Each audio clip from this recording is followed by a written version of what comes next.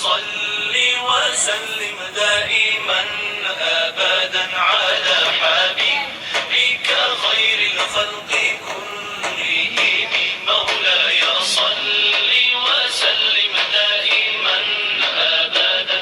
وإذ قال ربك للملائكة إني جاعل في الأرض خليفة قالوا أتجعل فيها من يفسد فيها ويسفك الدماء ونحن نسبح بحمدك ونقدس لك قال إني أعلم ما لا تعلمون.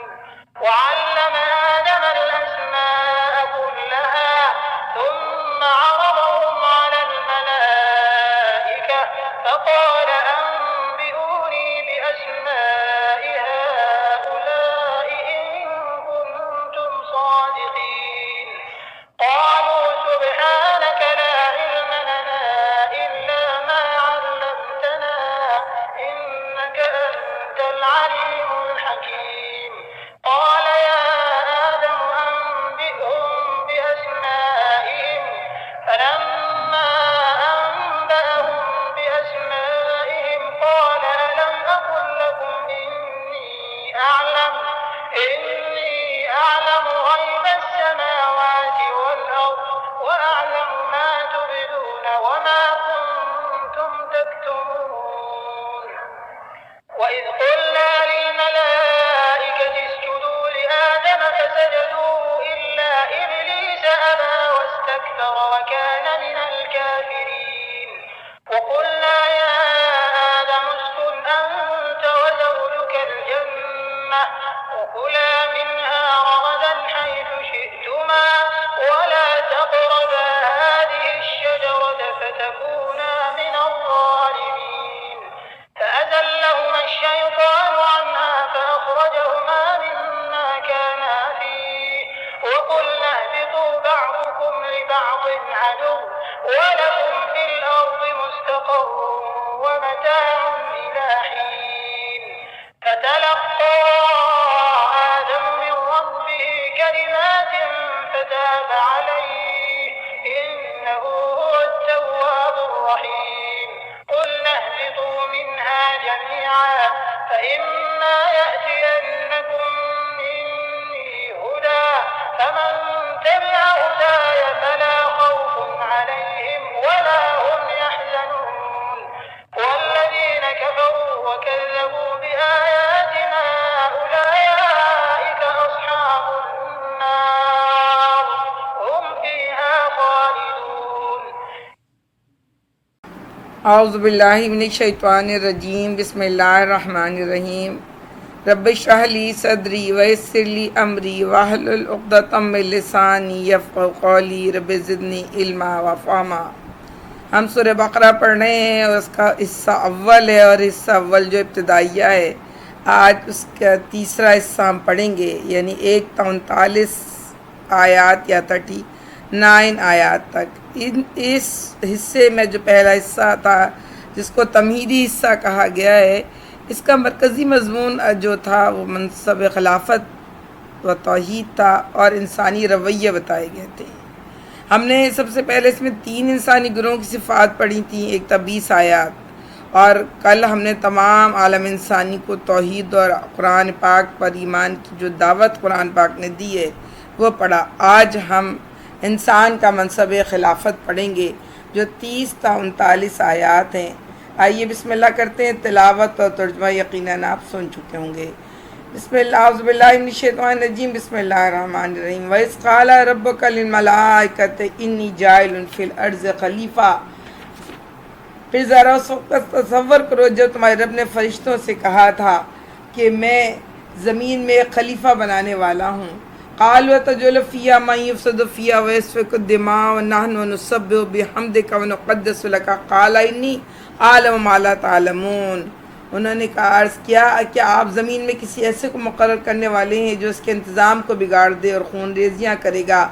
آپ کی حمد و ثنا کے ساتھ تسبیح اور تاب کی تقدیس تو ہم کر ہی رہے ہیں۔ اللہ رب العالمین نے یہاں پر ہمیں بتایا ہے کہ دیکھیں اس سے پہلے جو دعوت دی تھی پچھلے یعنی رکوع میں ہم نے اللہ رب العالمین نے بتایا تھا کہ کیونکہ اللہ رب العالمین کی بندگی کرو. کیوں بندگی کرو؟ کہ تمہارا خالق ہے، پروردگار ہے، تمہیں پالنے والا ہے، تمہارے پاس جتنی نعمتیں کیونکہ اس کی دی ہوئی ہیں، اسی لیے تم اس کی بندگی کرو. اب اللہ رب العالمین یہاں پر پھر بندگی کی دعوت دے رہا ہے. یہاں پہ کیوں بندگی کی دعوت دے رہا ہے؟ اب کہہ رہا ہے تم کو اللہ نے اپنا خلیفہ بنایا ہے، اور جس کو اللہ نے اپنا خلیفہ بنایا ہے تم پر ذمہ داری دی ہے. اللہ رب العالمین بات یہاں سے شروع کرتا ہے، وَإِذْ قَالَ رَبُّكَ الْمَلَائِكَةِ إِنِّي جَاعِلٌ فِي الْأَرْضِ خلیفہ، میں زمین میں خلیفہ بنانے والا ہوں.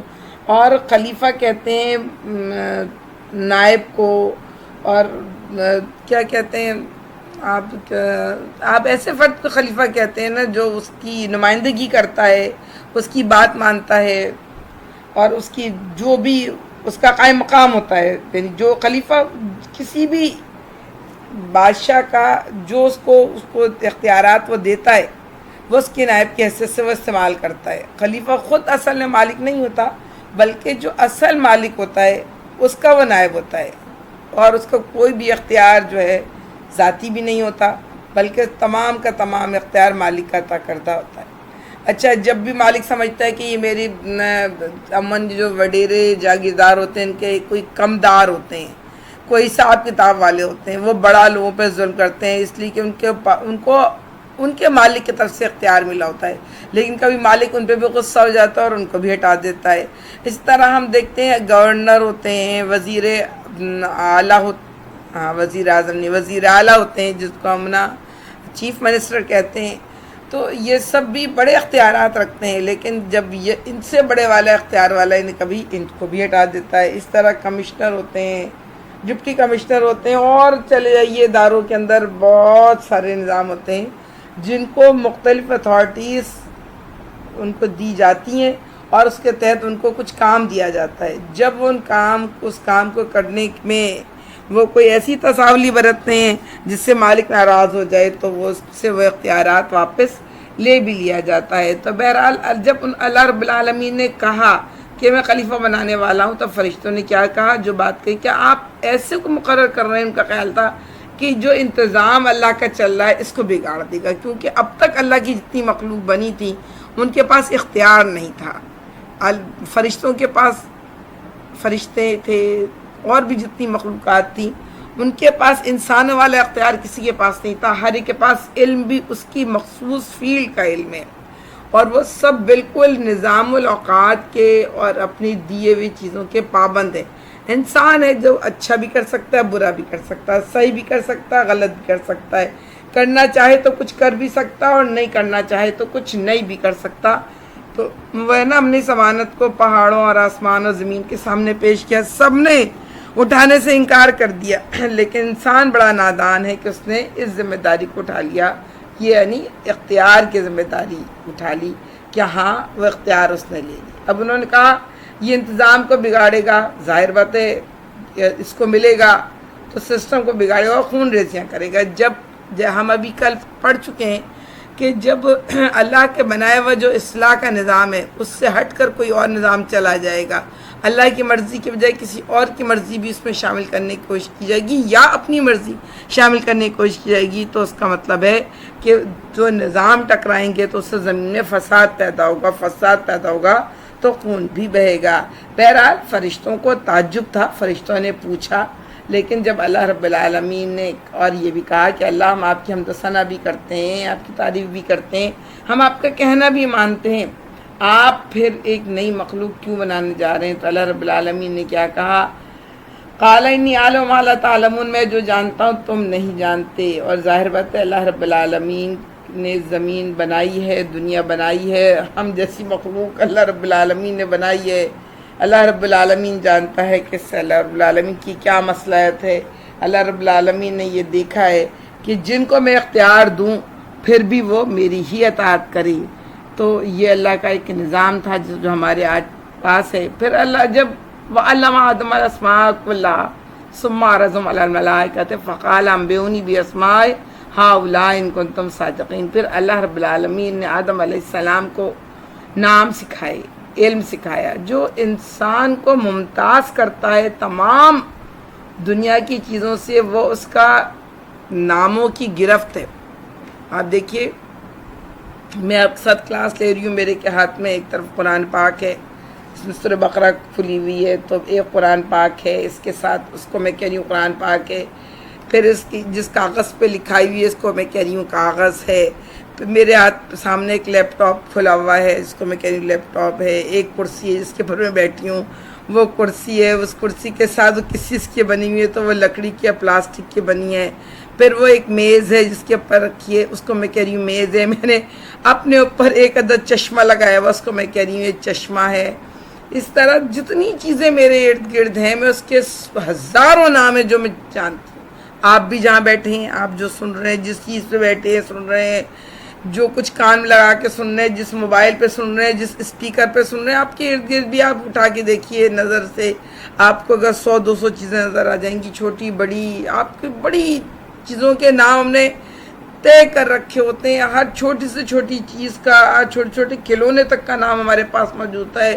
سبزیوں کی تفصیل موجود ہوتی ہے، سبزیوں سے پکنے والی ہانڈیوں کی تفصیل موجود ہوتی ہے، ان کی نئی نئی ریسیپی کے نام موجود ہوتے ہیں. یہ اللہ رب العالمین نے علم سکھایا ہے.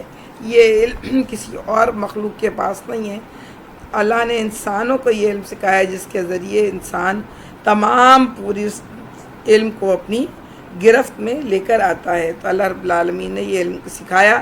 پھر جب اللہ فرشتوں کے سامنے پیش کیا اور فرمایا کہ تمہارا خیال صحیح ہے کہ یعنی کہ جو تم کہتے ہو کہ کسی خلیفہ کے تقرر سے انتظام بگڑ جائے گا، تو ذرا ان چیزوں کے نام بتاؤ. انہوں نے عرض کیا سبحانک لا علم لنا الا ما علمتنا، پاک ہے آپ کی ذات، ہم تو وہی جانتے ہیں جو آپ نے ہمیں سکھایا ہے. انک انت العلیم الحکیم، آپ ہی تمام چیزوں سے باخبر ہیں. تو جب اللہ رب العالمین نے فرشتوں سے پوچھا تو فرشتوں نے نہیں بتایا. اس کا مطلب یہ ہے ہر فرشتے کے پاس غالباً اپنی فیلڈ کا علم یقیناً ایک انسان کے مقابلے میں شاید 20 گنا زیادہ ہو، لیکن وہ اپنی ہی فیلڈ کا علم تھا، دوسری فیلڈ کا نہیں. لیکن انسان جو ہے وہ اپنے مکمل علم رکھتا ہے، ارد گرد کی آگاہی رکھتا ہے. وہ ایک فرشتے سے کم علم رکھتا ہے، لیکن مجموعی طور پر وہ چاروں طرف کی تمام چیزوں سے آگاہی رکھتا ہے.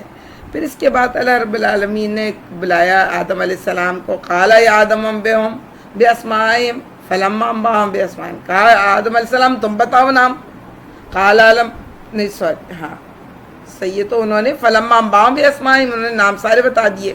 قال علم اقل لکم انی عالم غیب السماوات والارض، کیا میں نے تم سے کہا نہیں تھا کہ میں آسمان اور زمین میں جو کچھ ہے اس سب کو جانتا ہوں. عالم ما تبدون ما کنتم تکتمون، میں وہ بھی جانتا ہوں جو تم چھپاتے ہو اور وہ بھی جانتا ہوں جو تم ظاہر کرتے ہو. تو سچی بات تو یہ ہے کہ اللہ رب العالمین نے کہا میں جانتا ہوں تم نہیں جانتے، اور فرشتوں نے اس کو مان لیا.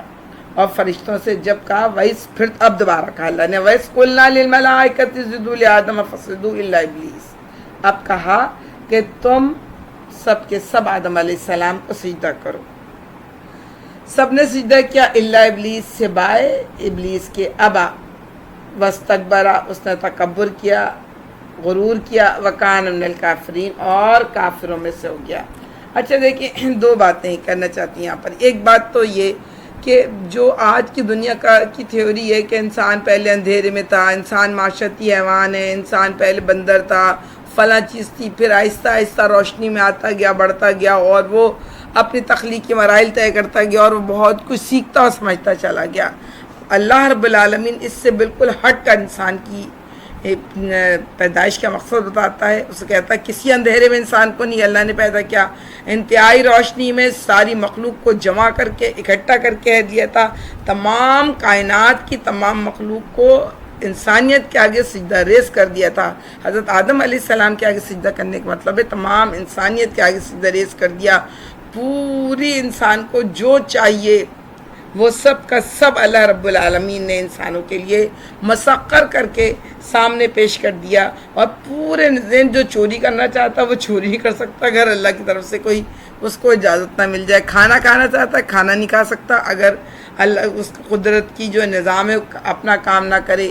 کھانے ہضم نہیں ہو سکتا اگر وہ قدرت کا بنایا ہوا نظام کام نہ کرے. تو آپ دیکھیں دنیا کا کوئی کام بظاہر ہم سمجھتے ہیں ہم کر رہے ہیں اور ہم کرتے بھی رہتے ہیں، اللہ بولتا بھی نہیں، لیکن کبھی کبھی جب ہمیں زیادہ اطراع جاتے ہیں تو پتہ چل جاتا ہے کہ نہ ہمارے ہاتھ میں ہمیں خود، نہ ہمارا وجود ہے، نہ ہمارا معاشرہ ہے، نہ ہمارا خاندان ہے، نہ ہمارے دوست ہیں، کچھ بھی نہیں ہے، سب کچھ تو اللہ کا دیا ہوا ہے، جب چاہے جو چاہے وہ ہم سے لے سکتا ہے اور ہم اس کا کچھ بھی نہیں بگاڑ سکتے۔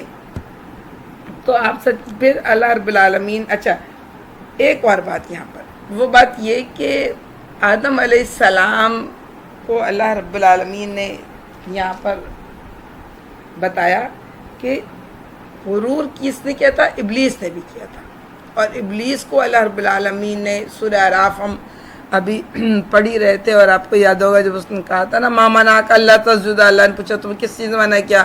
کہا انا خیر منہ، میں تجھ سے بہتر ہوں، خلقتنی من نار خلقتہ من طین، آپ نے جن آگ سے پیدا کیا اس کو مٹی سے پیدا کیا۔ تو جب اللہ نے کیا کہا تھا تم نکل جاؤ یہاں سے دھتکارے ہوئے، تو اس نے کہا تھا کہ مجھے مہلت دے دیجیے اللہ رہتی دنیا تک، میں ثابت کروں گا کہ جن کو مجھ پر فضیلت دی ہے مجھ سے اچھے نہیں ہیں۔ اور اللہ نے یہ مہلت دی تھی، اس نے وعدہ کیا تھا کہ میں ان کے آگے سے آؤں گا، میں ان کے پیچھے سے آؤں گا، میں ان کے دائیں سے آؤں گا، ان کے بائیں سے آؤں گا، لا تجد اکثرهم شاکرین، تو ان میں سے اکثر کو شکر گزار نہیں پائے گا۔ اللہ نے کہا ٹھیک ہے، جو تیرے کہنا مانے گا ان کو تیرے ساتھ ہی میں جہنم میں داخل کر دوں گا۔ ہم آگے بڑھتے ہیں۔ اللہ رب العالمین نے جب طے کر لیا، باقی فرشتوں نے سجدہ کر لیا، تو پھر اور شیطان کو اللہ نے دھتکار دیا۔ اس کے بعد کہا وَقُلْنَا يَا آدَمُ اسْكُنْ أَنْتَ وَزَوْجُكَ الْجَنَّةَ وَكُلَا مِنْهَا رَغَدًا حَيْثُ شِئْتُمَا، پھر ہم نے آدم علیہ السلام سے کہا کہ تم اور تمہاری بیوی دونوں جنت میں رہو، مِنْهَا رَغَدًا حَيْثُ شِئْتُمَا، جہاں سے جو چاہے کھاؤ، وَلَا تَقْرَبَا هَٰذِهِ الشَّجَرَةَ، اور اس درخت کے قریب مت جانا، فَتَكُونَ مِنَ الظَّالِمِينَ، تم ظالم ہو جاؤ گے۔ آپ دیکھیں اللہ رب العالمین نے ایک درخت کے، اچھا اب بہت ہمارے بحث یہ کہ درخت کس چیز کا ہے، تو بات یہ نہیں کہ درخت کس چیز کا ہے، بات یہ تھی کہ اللہ نے اس کا کوئی اظہار نہیں کیا، اللہ نے کہا منع کیا تھا۔ اللہ جس بات سے رک جاؤ تو انسان کو اس سے رکنا ہوگا، اور جب بس بات یہ تھی کہ تم اس کے قریب مت جانا ورنہ ظالموں میں شامل ہو جاؤ گے۔ اچھا آپ دیکھیں کہ ظالم دراصل جو ہے نا، اس کا مطلب ہوتا ہے حق تلفی، اور ظالم وہ ہوتا ہے جو کسی کا بھی حق تلف کرے، ٹھیک ہے، مار لے آسانی سے، کہ اگر موت ہو نہیں۔ جو شخص اللہ کی نافرمانی کرتا ہے دراصل وہ 3 بڑے بنیادی حقوق جو ہے نا ان کو وہ مارتا ہے یا ان کو تلف کرتا ہے۔ سب سے پہلے وہ اللہ کا حق، کیونکہ وہ اس بات کا مستحق ہے، کیونکہ اللہ رب العالمین نے اس کو پیدا کیا، اس کو تمام نعمتیں دی، تو اللہ کی اطاعت کی جائے، اور پھر وہ جب نافرمانی کرتا ہے اللہ کا حق مارتا ہے۔ دوسری بات یہ کہ ان تمام چیزوں کو جن کو وہ نافرمانی میں استعمال کرتا ہے، اپنے ہاتھ کو، کہتے ہیں نا ہاتھ اور پاؤں گواہی دیں گے کہ تم اس نے ہم سے یہ نافرمانی کی، کوئی مال، کوئی کپڑا، کوئی چیز، کوئی روپیہ، کوئی صلاحیت، کوئی وقت، کوئی زمین، کوئی جگہ، کوئی انسان، کوئی گاڑی، پتہ نہیں کیا کچھ استعمال کرتا ہے، تو ان چیزوں کا تو حق یہ تھا کہ اس کو اللہ کے راستے میں استعمال کیا جائے، تو اس کے ساتھ بھی ایک بڑی زیادتی ہوتی ہے۔ تیسری چیز جو ہے اللہ رب العالمین یہ کہتا ہے کہ اپنا حق جو ہے نا، اس کی اپنی ذات پر ہمارا یہ حق ہے، یا ہماری ذات کا ہم پر یہ حق ہے کہ وہ ہم اس کو تباہی سے بچائیں، اور جب ہم نافرمانی کرتے ہیں تو ہم اللہ کی سزا کا مستحق بناتے ہیں، تو دراصل اپنے اوپر ظلم کرتے ہیں، کہ اس لیے کہ ہم اس کو آگ کا ایندھن بنا دیتے ہیں۔ تو اللہ رب العالمین اس کے لیے کہتا ہے قرآن پاک میں جگہ جگہ کہ گناہ گار جو ہے وہ دراصل ظالم ہوتا ہے، وہ 3 ظلم کرتا ہے، اللہ کی اطاعت کہنا نہیں مانتا، ان چیزوں کے اوپر ظلم کرتا ہے جس کو سے وہ اللہ کی نافرمانی کرتا ہے، پھر اپنے وجود پہ ظلم کرتا ہے، جس وجود کو اللہ کا اطاعت گزار بنانا تھا اس کو وہ اللہ کا نافرمان بناتا ہے۔ اچھا اب واپس آتے ہیں کہ فاز اللہم الشیطانہ عنہما عنہا فاخرجوا مما کان فیہ واللہ بتو بعضکم لبعض عدو ولکم فی الارض مستقر ومتاع الی حین، تاکہ شیطان نے ان دونوں کو اس درخت کی ترغیب دی اور ہمارے کیا اللہ کے حکم کی پیروی سے ہٹا دیا۔ کیا کہا کہ سورہ اعراف میں ہے نا کہ جو ہے نا یہ تم کھا لو درخت کا پھل، اللہ میں بہت رحیم ہے، معاف کر دیں گے، اور تم کھا لو گے تو تم کیا ہوگے، تم کھا لو گے ان تکون الملکین تکون الخالدین، اور تم کھا لو گے تو تم ہمیشہ ہمیشہ کی زندگی پالو گے اور تم فرشتے بن جاؤ گے۔ تو اور قاسم انی لکم من الناصحین، قسم کھا لی کہ میں بالکل تمہارا سچا خیر خواہ ہوں۔ اس طرح سورہ طٰہٰ میں یہ اس نے کہا۔ اچھا، جب اللہ رب العالمین نے سورہ طٰہٰ میں یہ بات ہے، سورہ طٰہٰ اور سورہ اعراف دونوں سورہ بقرہ سے پہلے نازل ہو چکی ہیں، تو اس میں اللہ رب العالمین نے کہا کہ دیکھو یعنی وَإِذْ قُلْنَا الْمَلَائِكَةُ اسْجُدُوا لِآدَمَ فَسَجَدُوا إِلَّا إِبْلِيسَ، سب نے سجدہ کیا سوائے ابلیس، کیا وہ مغرور ہو گیا تھا۔ فَقُلْنَا يَا آدَمُ إِنَّ هَٰذَا عَدُوٌّ لَكَ، ہم نے کہا اے آدم علیہ السلام دیکھو یہ تمہارا دشمن ہے، عدوٌّ لَكَ وَلِزَوْجِكَ، تمہارا بھی دشمن ہے، تمہاری بیوی کا بھی دشمن ہے۔ فَلَا يُخْرِجَنَّكُمَا مِنَ الْجَنَّةِ فَتَشْقَىٰ، دیکھو یہ تم دونوں کو جنت سے نہ نکلوانے پائے، تم یہ بہت ہوشیار ہے، ذرا سمجھتے رہنا۔ إِنَّ لَكَ أَلَّا تَجُوعَ فِيهَا وَلَا تَعْرَىٰ، دیکھو یہاں پہ نہ تم بھوکے رہتے ہو، ولا تَعْرَىٰ، نہ تم بے لباس رہتے ہو۔ وَأَنَّكَ لَا تَظْمَأُ فِيهَا وَلَا تَضْحَىٰ، اور کہا کہ دیکھو تم یہاں پہ نہ تَظْمَأُ یعنی پیاسے، وَتَضْحَىٰ یعنی دھوپ، یعنی تمہیں نہ تم پیاسے رہتے ہو اور نہ تم کو دھوپ ستاتی ہے۔ لیکن کیا ہوا، فَوَسْوَسَ إِلَيْهِ الشَّيْطَانُ، شیطان آ گیا، اس نے کیا کہا، یہاں پہ اللہ کہتا ہے سورۃ طٰہٰ میں قَالَ يَا آدَمُ هَلْ أَدُلُّكَ عَلَىٰ شَجَرَةٍ، کیا میں تمہیں درخت کا بتاؤں، عَلَىٰ شَجَرَةِ الْخُلْدِ وَالْمُلْكِ لَا يَبْلَىٰ، جس کو کھانے کے بعد تم ہمیشہ زندگی پالو گے، تم فرشتے بن جاؤ گے اور اس میں کوئی شک کی گنجائش نہیں ہے۔ فَأَكَلَ مِنْهَا فَبَدَتْ لَهُمَا سَوْآتُهُمَا وَطَفِقَا يَخْصِفَانِ عَلَيْهِمَا مِنْ وَرَقِ الْجَنَّةِ وَعَصَىٰ آدَمُ رَبَّهُ فَغَوَىٰ۔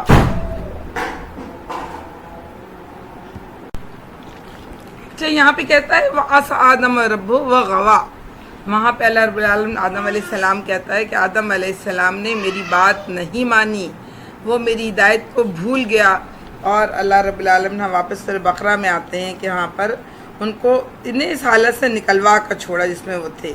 ہم نے انہیں حکم دیا کہ فَقُلْنَا اهْبِطُوا بَعْضُكُمْ لِبَعْضٍ عَدُوٌّ لَكُمْ، تم اتر جاؤ یہاں سے، تم دونوں ایک دوسرے کے دشمن ہو۔ یعنی اللہ رب العالمین یہ بتا رہا ہے کہ انسان کا اصلی دشمن شیطان ہے، اور شیطان کا بھی اصلی دشمن انسان ہے۔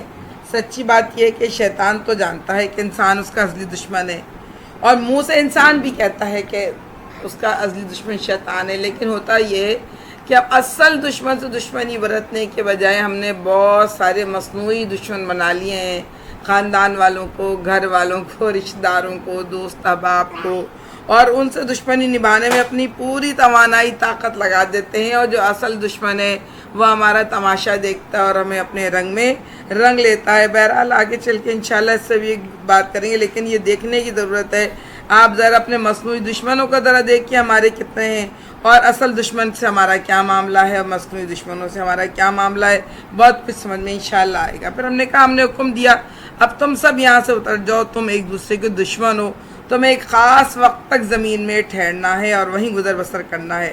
اس وقت آدم علیہ السلام نے اپنے رب سے چند کلمات سیکھ کر توبہ کی۔ سچی بات یہ بس یہ انسان فرشتہ بھی نہیں ہے اور انسان شیطان بھی نہیں ہے۔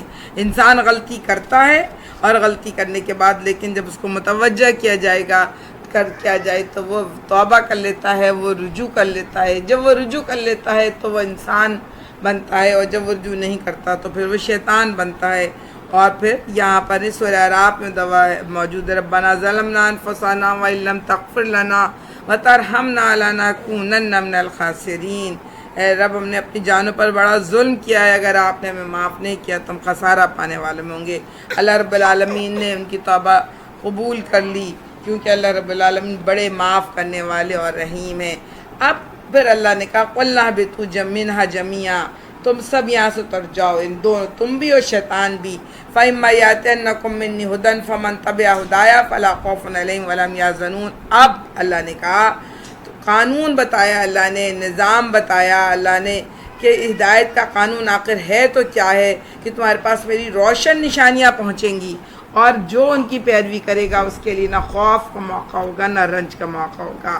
اچھا، یہ کہنا کہ اللہ نے آدم علیہ السلام کو سزا کے طور پہ بھیجا، اللہ نے جب بنایا تھا، جب کہا تھا میں انی جاعل فی الارض خلیفہ، میں زمین میں خلیفہ بنانے والا ہوں، جنت تو ترک کے تمہیں بتایا تھا کہ اس جنت کا دشمن شیطان ہے، کیونکہ یہ جنت انسانوں کو ملنی ہے عمل کے بدلے میں، اور شیطان کو نہیں ملنی، تو شیطان اس جنت پہ کسی کو رہنے نہیں دینا چاہتا، اور زمین میں تو بھیجا، اب مشن پہ بھیج دیا ہے تمہیں، واپس جاؤ مشن یہی ہے، اور تم یاد رکھنا کہ تم جس طرح تمہارا آرام سکون چین چھین کر شیطان نے تمہیں بیوقوف بنا دیا، اس طرح تمہیں اس طرح سے بیوقوف بنائے گا کہ تمہیں اس کا اندازہ بھی نہیں ہوگا اپنے اصل دشمن کو تم پہچان کے رکھنا۔ اور شیطان سے بچنے کا طریقہ کیا بتایا؟ فَإِمَّا يَأْتِيَنَّكُم مِّنِّي هُدًى، تمہارے پاس میری روشن نشانیاں آئیں گی، یعنی نبی بھی آئیں گے اور ہدایات بھی آئیں گی۔ جو لوگ فمن تبع ہدایا، ان ہدایات کی پیروی کریں گے، فلا خوف علیہم ولا هم يحزنون، ان کے لیے نہ خوف کا موقع ہوگا نہ رنج کا موقع ہوگا۔ ہر زمانے میں نبی آتے رہے، اور یہاں تک کہ محمد رسول اللہ صلی اللہ علیہ وسلم آئے، اب ان کی شریعت موجود ہے، ہم سب کے لیے ہدایت کی روشنی موجود ہے، جس کو قرآن پاک خود کہتا ھذا بصائر من ربکم، میرے رب کی بھیجی ہوئی روشنیاں ہیں اللہ میں، ہم ان روشنی کو دوبارہ جتنی مرتبہ قرآن سے اس کا قاری کبھی سیر نہیں ہوتا، قرآن کا صوت مداوت سے کبھی پرانا نہیں ہوتا۔ یہ آیت آپ نے کے لیے نئی نہیں ہے، میرے لیے بھی نئی نہیں ہوں گی، لیکن سچی بات یہ ہے کہ یہ روشنی ہے، ہر مرتبہ اس روشنی سے نئے دل کو منور اور ٹھنڈا اور سکون ملتا ہے۔ اللہ کرے کہ ہمیں یہ بات سمجھ میں آئے کہ ہمارے دلوں کا سکون جس کے لیے تلاشیں ہم مارے پھر رہے ہیں، یہ رب کی اطاعت میں ہے اور رب کی روشنی میں ہے، انہی کے لیے خوف کا موقع نہیں ہوگا اور انہی کے لیے رنج کا موقع نہیں ہوگا جو ہدایت کی پیروی کریں گے۔ والذین کفروا وکذبوا بآیاتنا اولئک اصحاب النار هم فیہا خالدون، اور جو لوگ ہماری اس دعوت کو قبول کرنے سے انکار کریں گے، یعنی اللہ کا قانون آئے گا، اللہ کی ہدایت آئیں گی، زندگی گزارنے کے اصول آئیں گے، اور قانون معیشت بھی آئے گا، قانون معاشرت بھی آئے گا، قانون اخلاق بھی آئے گا، اور قانون جتنا آپ کا تصوف جس کو کہتے ہیں وہ بھی آئے گا، فرد سے لے کر سوسائٹی تک ہر طرح کا قانون آئے گا۔ جو لوگ ہماری آیات کو جھٹلا دیں گے، نشانیوں کو، اولئک اصحاب النار هم فیہا خالدون، وہی آگ میں جانے والے لوگ ہیں اور وہی اس میں ہمیشہ رہیں گے۔ اللہ رب العالمین ہمیں آگ میں جانے سے بچائے۔ ہم دیکھیں گے کل سے اب جو دوسرا حصہ شروع ہوگا، دوسرے حصے میں اللہ رب العالمین یہ بتائے گا کہ ایک قوم جس کو بنی اسرائیل کہا جاتا ہے، ہم نے سورہ فاتحہ پڑھی، سورہ فاتحہ میں ہم نے دعا ہم سب مانگتے ہیں اور کہتے ہیں غیر المغضوب علیہم ولا الضالین، اے اللہ ہمیں ان لوگوں میں بھی شامل نہ کر جن پہ آپ کا غصہ نازل ہوا۔ اس سے مفسرین کی رائے یہودیوں کی طرف جاتی ہے، ولا الضالین، اور نہ گمراہوں میں شامل کر، تو اس سے ضالین سے مراد نصارہ ہیں۔ تو اب اللہ نے پوری تفصیل کے ساتھ اب مسلسل جو 40 سے 141 آیات تک ہم پڑھیں گے، یہ سب کا سب بنی اسرائیل پر موجود ہے۔